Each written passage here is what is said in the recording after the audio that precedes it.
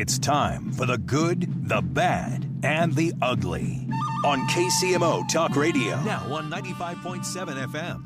Well, the good from the weekend, you may have missed this Friday going into the weekend, but Donald Trump may have given one of his best answers to a very simple question.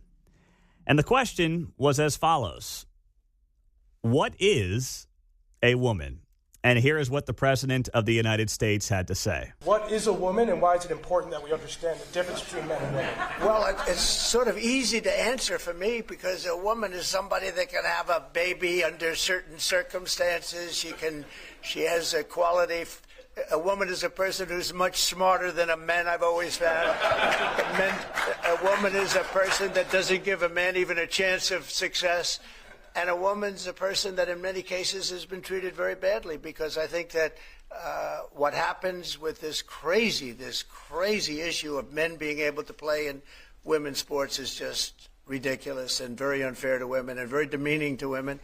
You know, you got to give Trump credit for that. First off, the obvious answer is somebody who can give birth. Sorry, not sorry. If you're a dude, you can call yourself whatever you want. You can't give birth. Okay? You just cannot do it. Not apologizing for it. It's a fact. It's a biological fact. The same people that insist trust the science and are still wearing masks in some cases 4 years, 5 years later are also the ones who tell you that somehow a dude can just give birth. I mean, it's a miracle. Are you pooping it out? I don't understand. What are we doing here? No, you can't. I'm sorry. You can't do it. Okay? And then he gives a great line. A woman is smarter than a man. Donald Trump, before his time as a politician, would have been applauded for that line. In fact, many on the other side would have loved that line. But here's the problem. They don't really care about women anymore. They don't. Because as you create the woke pyramid, men who pretend to be women are now higher up on the woke pyramid than just women. So caring about women's rights is like so 20 teens.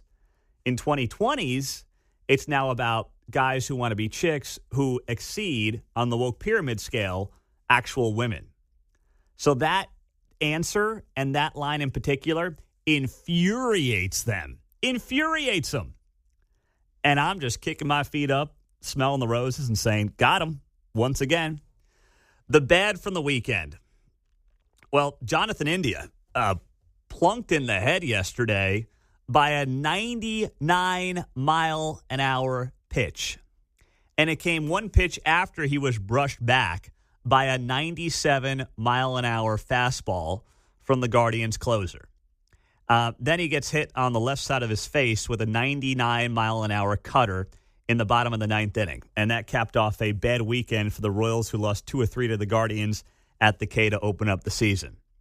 Now, the Royals believe that at this point it's going to take some further evaluation over the next few days. He was up. He was walking around, according to the manager. But Vinny Pasquantino, he talked after the game. He was not happy with this. I get it. You're trying to let a pitch ride, and it didn't. And it hit him right in the face after almost hitting him in the face the pitch before. So obviously I'm upset by it. I'm more upset for John because, we don't know what's going on with him right now. So it sucks. And I don't think there's any – do I think there was intent behind it? Absolutely not.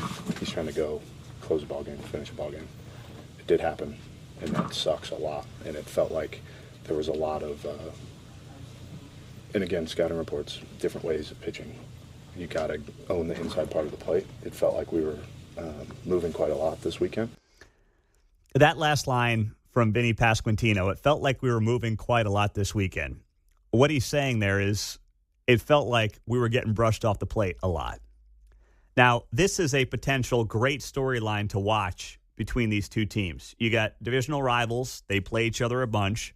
Now you have, the new leadoff hitter getting nailed in the face with a 99-mile-an-hour fastball in the final game of the 3-game series.